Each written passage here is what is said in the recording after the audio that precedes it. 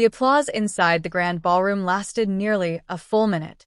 Standing beneath towering crystal chandeliers, Dr. Nia Adeyemi smiled warmly as hundreds of physicians, biomedical engineers, researchers, and investors rose to their feet.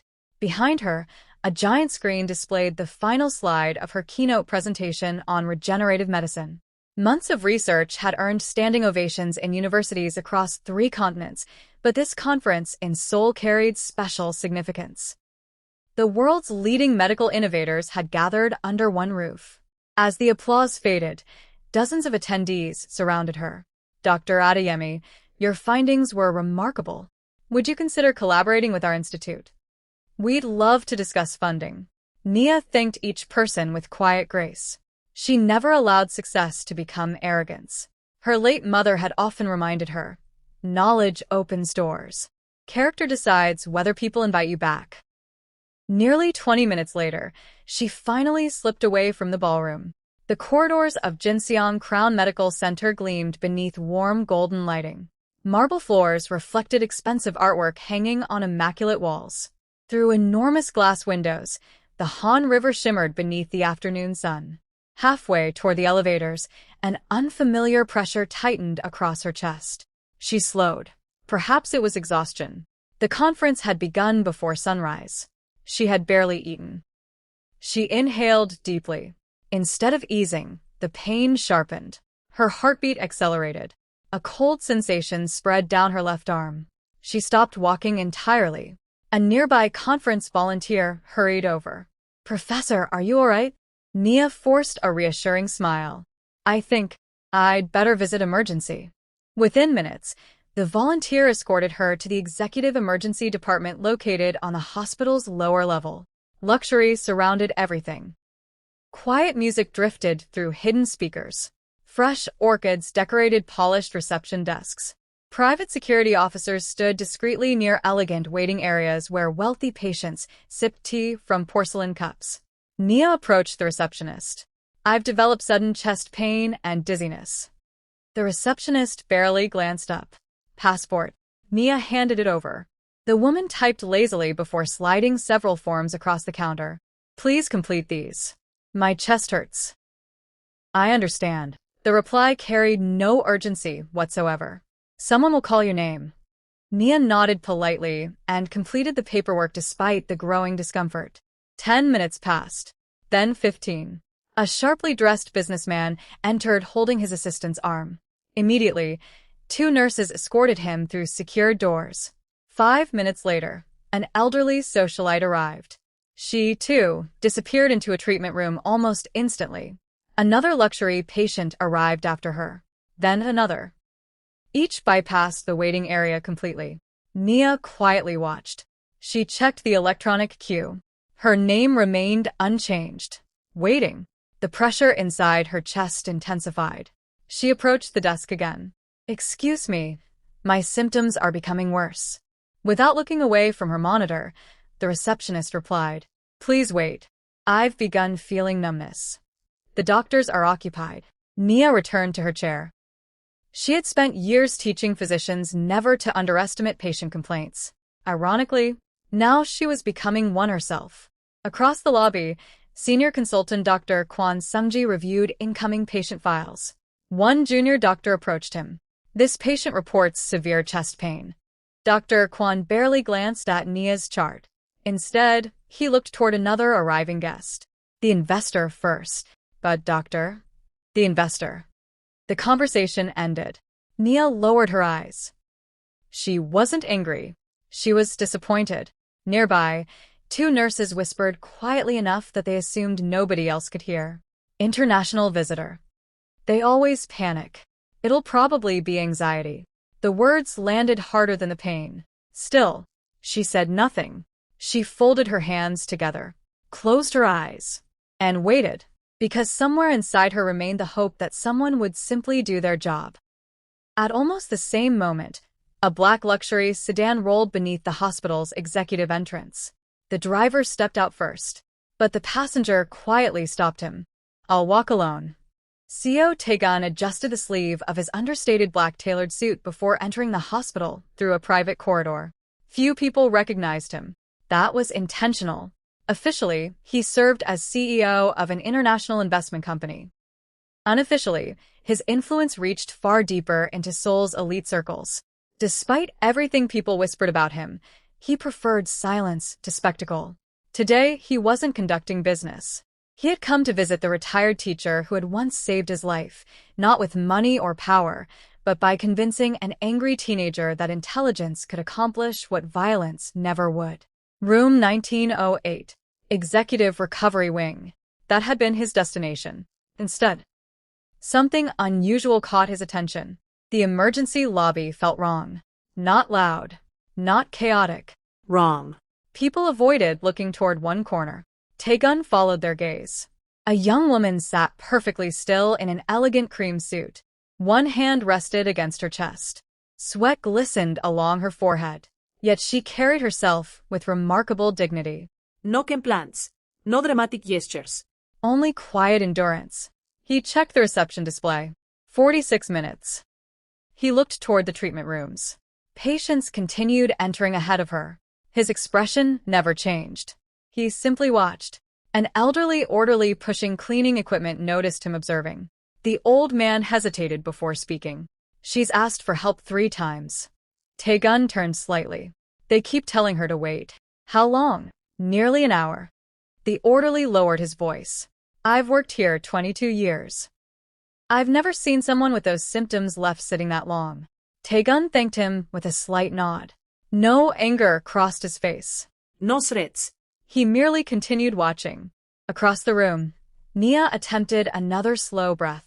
The pain now radiated into her shoulder. Her vision blurred briefly. She stood, walked carefully toward the reception desk. My symptoms are becoming stronger. The receptionist sighed. We already told you someone will come. I believe something is seriously wrong. Before the receptionist could respond, Dr. Kwon walked past.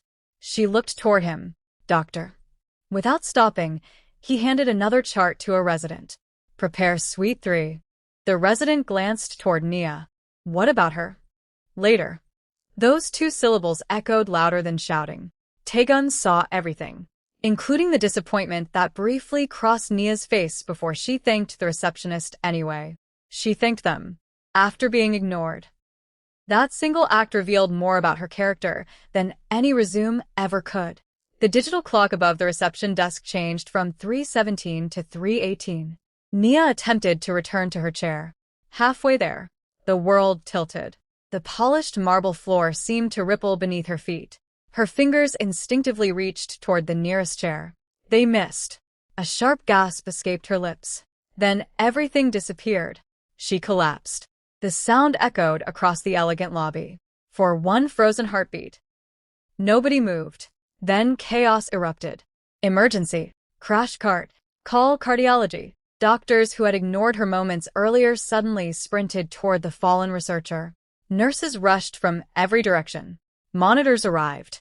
Oxygen. Defibrillator. Dr. Yoo Ji-suin knelt beside Nia first. She checked her pulse.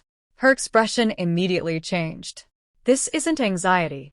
She looked directly at Dr. Kwon. Her blood pressure is crashing. Within seconds, Nia was transferred onto a mobile stretcher. As they raced toward the resuscitation suite, Dr. Yu reviewed the intake form. Chest pain. Radiating arm pain. Shortness of breath. Dizziness. Every major warning sign had been documented nearly an hour earlier. She looked up in disbelief. She told us. Nobody answered. The treatment room doors slammed shut. Outside, the emergency lobby fell eerily silent. Seo Taegun remained exactly where he had been standing. His expression revealed nothing, but his eyes never left the closed doors. Minutes later, Professor Hwang Min-soo hurried into the department after receiving an urgent call. What happened? Several physicians attempted to explain at once. He raised one hand. Enough. Dr. Yu stepped forward. Professor, she reported classic warning signs almost an hour ago. The veteran physician stared at her. Are you certain? Yes.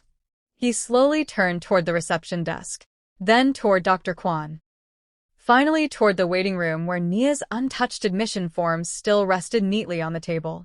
His face darkened. Without raising his voice, he spoke to hospital security. I want every surveillance recording from this lobby. He paused. And every hallway microphone recording from the previous hour. No one breathed, because everyone suddenly understood the same terrifying truth. The cameras had seen everything. The executive conference room overlooked the glittering Han River, but no one admired the view that afternoon. A 70-inch monitor dominated the wall. Professor Huang Minsi stood at the head of the long walnut conference table with his hands clasped behind his back. Around him sat department heads, legal advisors, senior consultants, and hospital administrators. Every chair was occupied. No one spoke. Chief Security Officer Lee Sengo adjusted the remote.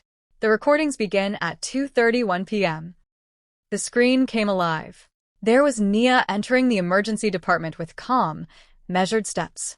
Even through the surveillance footage, it was obvious she wasn't well. She pressed one hand discreetly against her chest before approaching reception. The video played in complete silence. Everyone watched her explain her symptoms. They watched the receptionist slide paperwork across the desk without urgency. Then the timestamps advanced. 2 minutes later, a wealthy businessman entered. The receptionist smiled immediately. Within seconds, nurses escorted him through the executive doors. Another timestamp. An elderly donor arrived.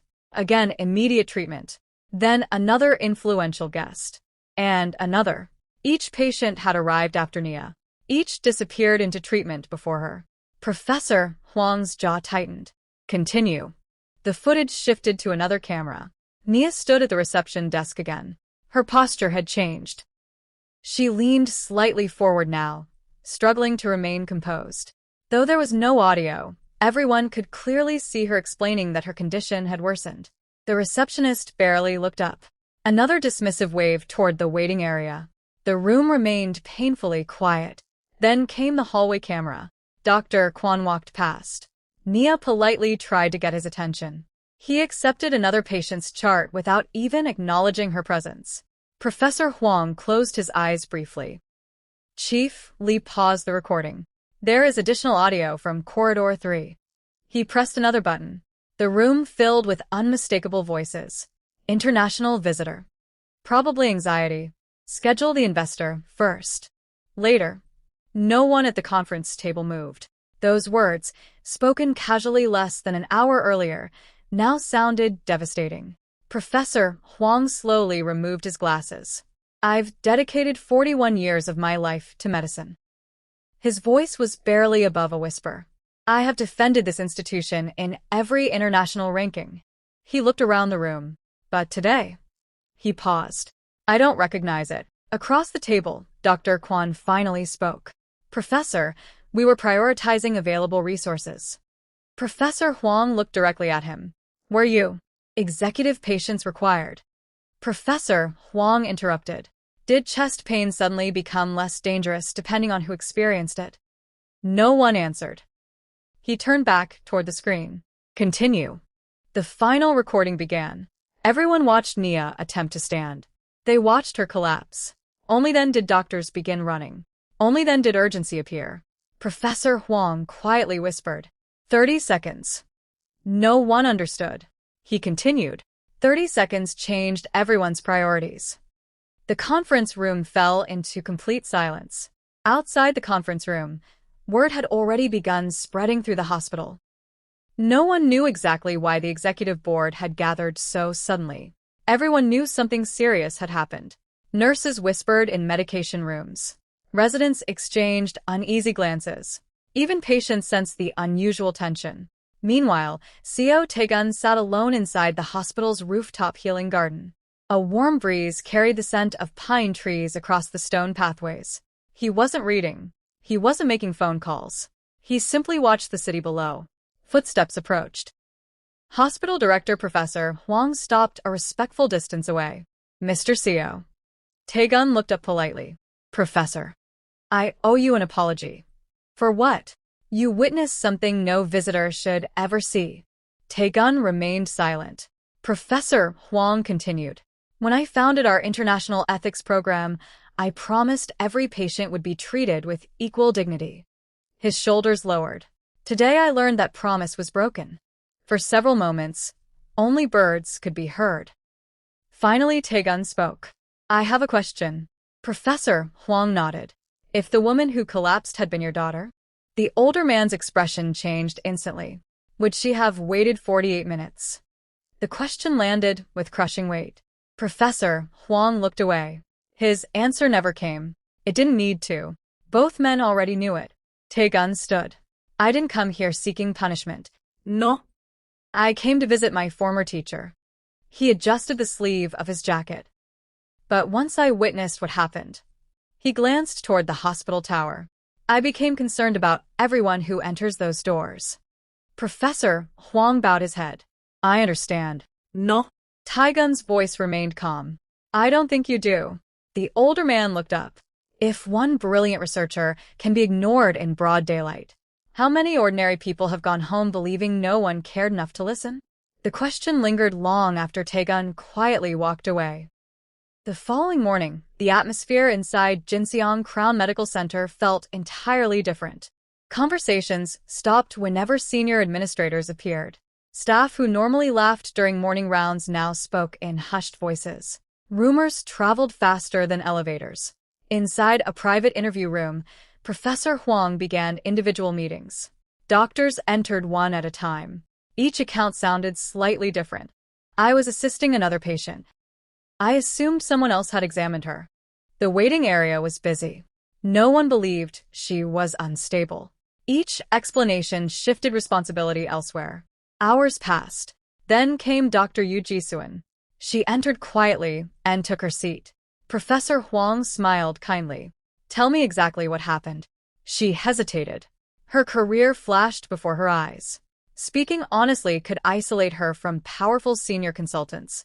Remaining silent would betray everything medicine stood for. She took a slow breath.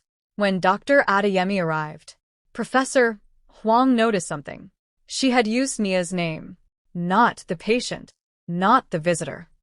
Already, her testimony felt different. Dr. Yu continued. She described textbook warning signs. I believed she required immediate assessment. Why didn't you intervene? I should have. The admission hung heavily in the room. I allowed hierarchy to influence my judgment. Professor Huang said nothing. I kept waiting for someone more senior to act. Her eyes lowered. And while I waited, she nearly died. Silence filled the office. Professor Huang finally leaned forward. Thank you. She looked surprised. For telling the truth. He closed the file gently. This hospital can recover from mistakes. He paused. But it cannot recover if honest people become afraid to speak. Outside the interview room, Dr. Yu walked slowly through the marble corridor. For the first time since the incident, she felt something unexpected. Not relief, resolve. No matter where the investigation led, she had chosen to become the kind of doctor she had promised herself she would be on the day she first wore a white coat. Sometimes healing begins long before the patient leaves the hospital. Sometimes it begins when someone finally finds the courage to tell the truth. By the third morning, Jinseong Crown Medical Center no longer resembled the institution it had been only days earlier. Independent medical ethics auditors arrived carrying sealed case files. Government health inspectors walked the corridors alongside hospital compliance officers. Every emergency admission from the previous 6 months was ordered for review. No department was exempt. Inside the executive boardroom, Professor Huang stood before the senior leadership team. There will be no attempt to protect reputations, he announced firmly. Our responsibility is to protect patients. He turned toward Dr. Kwon Sungji. Pending the outcome of the investigation, you are suspended from all clinical duties. The words landed like thunder. Dr. Kwon's confident expression finally cracked. You cannot destroy a lifetime of work over one misunderstanding. Professor Huang met his eyes steadily. It was not one misunderstanding. He slid a thick folder across the polished table. It was a pattern. Inside were dozens of patient complaints that had never reached his office, reports describing delayed treatment, preferential access for wealthy clients, and repeated concerns that some patients were judged by appearance before they were assessed medically. I should have seen this sooner, Professor Huang admitted quietly. That failure belongs to me. Around the table, no one argued. Meanwhile, Seo Taegun stood outside the conference room beside the panoramic windows overlooking Seoul. Professor Huang approached him after the meeting. The investigation has begun. Taegun nodded. I appreciate your cooperation. Professor Huang hesitated before asking, is there anything else you expect from this hospital? Taegun looked toward the busy emergency entrance below. Yes. The older man waited. Protect the next patient, not my pride. Nothing more. No demands. No requests for public apologies. No threats. Only a reminder that true reform would be measured by the people who came after Nia. Professor Huang bowed respectfully. I give you my word.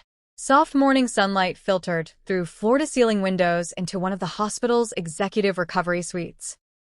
The city's skyline shimmered peacefully beyond the glass. Nia slowly opened her eyes. The steady rhythm of a heart monitor greeted her first. Then the quiet hum of medical equipment. For several moments, she simply stared at the ceiling, allowing her thoughts to settle. A gentle knock interrupted the silence. Dr. Yu entered carrying a small bouquet of fresh white lilies. You gave everyone quite a scare, she said with a relieved smile. Nia managed a faint smile in return. I've had better conference trips. Both women laughed softly. After checking her vital signs, Dr. Yu became more serious. I owe you an apology. Nia looked at her. I knew your symptoms were serious. Dr. Yu lowered her eyes. I should have spoken louder. Nia remained silent for a moment before reaching out and gently touching the doctor's hand. The important thing, she said softly, is that you'll speak louder next time. Emotion filled Dr. Yu's eyes. Before she could respond, another quiet knock sounded. Seo Taegun stepped into the room carrying nothing except a paper cup of coffee for himself. He remained near the doorway. I hope I'm not interrupting. Dr. Yu excused herself, leaving them alone. For a few moments neither spoke. Finally, Taegun broke the silence. I've been told your condition is improving. It is. I'm glad. His words were simple, yet sincere. Nia studied him curiously. I heard you visited every day. I wanted to know the investigation continued. You didn't have to. I know. He smiled faintly.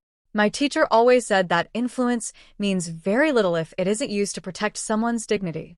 Nia considered his words. You weren't responsible for what happened. No. He looked out toward the skyline. But I have supported this hospital for years. He turned back to her. If a place I trusted failed someone, I can't pretend it has nothing to do with me.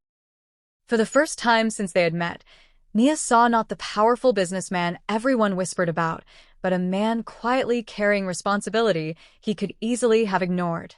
You know, she said with a gentle smile, that's probably why your teacher was proud of you.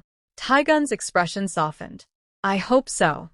6 weeks later, Jinseong Crown Medical Center held its first International Patient Dignity Summit. Doctors from across Asia gathered inside the same conference hall where Nia had delivered her keynote before everything changed. This time, however, she stood on stage for a different reason. Professor Huang addressed the audience first. We cannot erase what happened. His voice echoed through the auditorium. But we can decide what happens next. He invited Nia to join him. The audience rose in applause. After the applause faded, Professor Huang made an unexpected announcement. We would like Dr. Nia Adeyemi to help redesign our international patient care standards. The invitation surprised even her. She approached the microphone thoughtfully. I appreciate your confidence. She paused. But I have one condition. The room became perfectly still. No patient should ever wonder whether they matter before someone chooses to help them. Professor Huang smiled warmly. I couldn't agree more. The partnership was accepted with another standing ovation. From that day forward, new emergency procedures were introduced. Patients would be assessed according to medical urgency, not appearance, wealth, nationality, or influence. Anonymous reporting systems encouraged junior staff to raise concerns without fear. Every new employee received training emphasizing one simple principle. Every patient deserves to be heard. Several months later, autumn painted Seoul in shades of gold and crimson. Jinseong Crown Medical Center had quietly become known for something more valuable than luxury. Trust. Patients from around the world praised not only its technology, but also its compassion. Junior doctors felt confident challenging unsafe decisions. Nurses spoke openly when something seemed wrong. The culture had changed. One crisp afternoon, Nia concluded another international lecture inside the hospital auditorium.